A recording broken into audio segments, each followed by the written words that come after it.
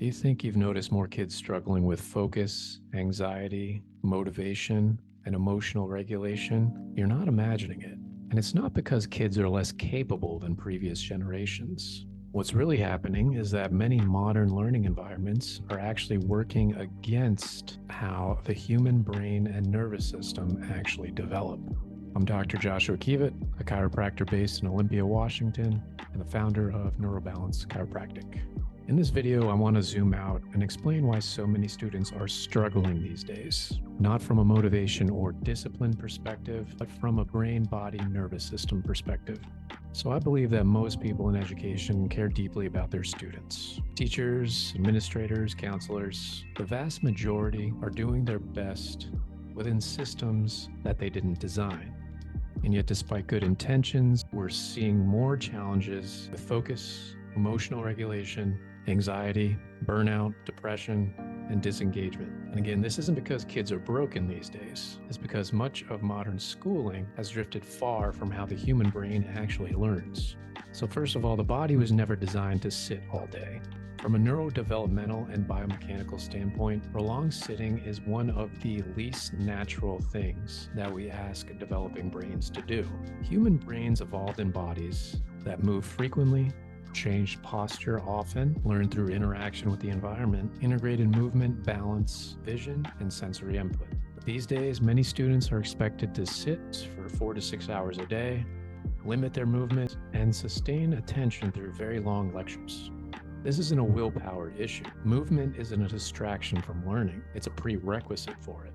Things like posture, balance, eye movement, and sensory input all directly affect attention, memory, and emotional regulation. So when movement is restricted, learning efficiency actually drops. So interestingly, many elementary schools actually intuitively support brain development more than some of the later grades. And it's because they include things like recess, art and music, hands-on activities, frequent breaks, nap time.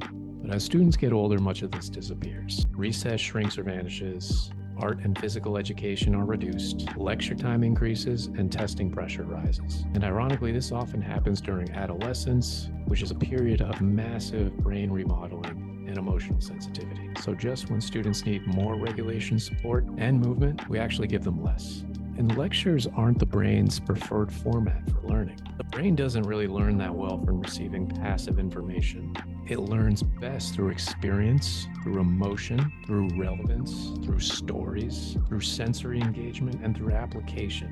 Lived experience creates stronger neural connections than memorization alone. And when students can't answer questions like, why is this important for me? Motivation drops, stress rises, and retention suffers.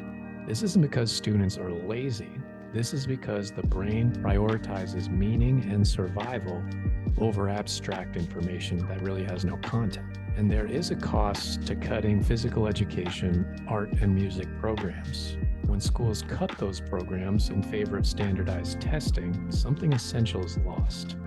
Those things aren't extras. They're all powerful regulators of the nervous system. They're critical for sensory integration, emotional expression, coordination, and resilience. So when programs like art, music, and physical education are cut, we often see increases in restlessness, increases in anxiety, behavioral challenges, and emotional shutdown, especially in students who already struggle with regulation. And then we have to talk about nutrition, because nutrition is a nervous system issue. Highly processed food, excess sugar, and low nutrient density place additional stress on developing brains. Inflammation and blood sugar instability directly affect attention, mood, energy, and learning. So nutrition isn't peripheral to education. It's foundational for brain function. And finally, we have to talk about teaching information versus teaching regulation. So many students graduate knowing how to pass tests, but not necessarily how to apply that into their life. So we often see many students these days have difficulties regulating stress, reading body signals, managing emotions, supporting their nervous system, and understanding how learning actually works. So we've lost essentially some of the core things that make us human. And when kids struggle, they often internalize it as a personal failure instead of recognizing a mismatch between their nervous system and the environment around them. And again, this isn't about blame, it's about alignment. We now know far more than ever before about brain development, sensory processing, neuroplasticity, stress physiology, and the role of movement in learning. Unfortunately, it's pretty clear that many school systems were designed for standardization and control, not nervous system health. The good news, though, brains are adaptable. Even with small shifts, some more movement, more relevance, more sensory input, and greater respect for how kids are actually wired, learning environments can become much more supportive and effective. So the real question isn't whether kids are capable these days. It's why do we keep asking them to learn in ways that their brains were never designed for? When education honors the brain-body connection, learning doesn't have to feel like a battle. It can start to feel natural again.